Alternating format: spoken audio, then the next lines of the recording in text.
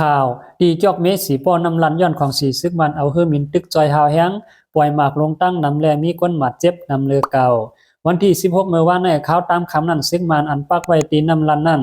อยู่ในตับเขาเสลาลียื้อหมากลงลายลูกแลเฮ็ดให้หมากตกใส่เตอหญ้าเฮือนกวนเมืองตีปอกกองล่าง2หลังเสียมกาตีวันนาให้ซ้ำเตอปานางยิงก่อหนึ่งไล่หมัดเจ็บเสไล่เอาสูงกว่าห้องยาว่าไหนจิ๋วเลยลองในก้นปืนตีก่อหนึ่งลัดเนตีเงาแรงหุ่นใหม่ว่าใส่อ้อหมากตกใส่เฮิรนเตอหญ้าอยู่2หลังตาหลังนึงเต้ลูกไว้ตั้งน้ำแทงหลังนึงซ้ำสักหมากพงใส่ภายตั้งนาเฮิรนผาเฮิรนเปลี่ยนหูหลายตีน้ำลันในปางตึกเต้อำเป็นค่ายามตามคำ3 โมงครึ่งนั่นคาเนซึกมันตีน้ำลันในอยู่ในตับเขาเสลามยื้อออกนั่นนาหมากอ่ำป้วนวานอ่ำถึงเป้าหมายเสตกใส่เฮือนกลในวันนั้นคายึงเปลี่ยนเฮือนนางล่ายงเขาหลังหนึ่งแทงหลังหนึ่งซ้ำเฮือนลุงป้าปาทุนเขาคาอว่าไหน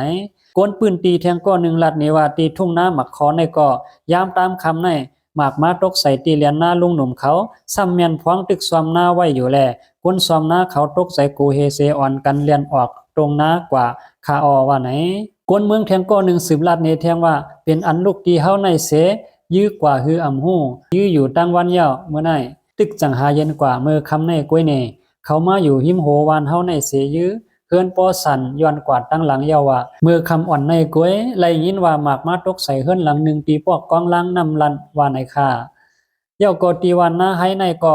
อันมีผายหวังนำลันเจเวงสีป้อนั่นหมากตกแตกเตยญานางยิงก็หนึ่งซื้อห้องว่านางหนุ่มคำไล่เอามันนางส่งกว่ายศยาไว้ตีห้องยาตนตีว่าไหนวันที่17เดือนออกาศเมื่อไหน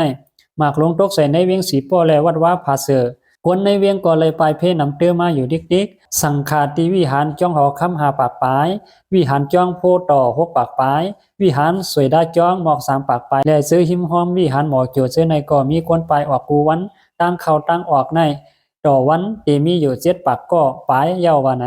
ไล่ฮู้ว่าจุมปลาฮิตาอันมีแหลนลิ้นเนจีมาชาเวียงสีป้อไล่ต้วงหนึ่งเฮ็ดสร้างการซอยแถมปันกวนหมัดเจ็บอันจำตายอีกป้าการเกิดลูกแลการยดยาคึกคักต่างลองตีห้วงยาเจ้าไหนเสียมมือไปเป็นปางตึกนั่นในเยาจุ้มซึกทีNLAออนซึกลูกขึ้นเขา10หลอดตึกคาลายา23คามายา503 504ในเวียงสีป้อเส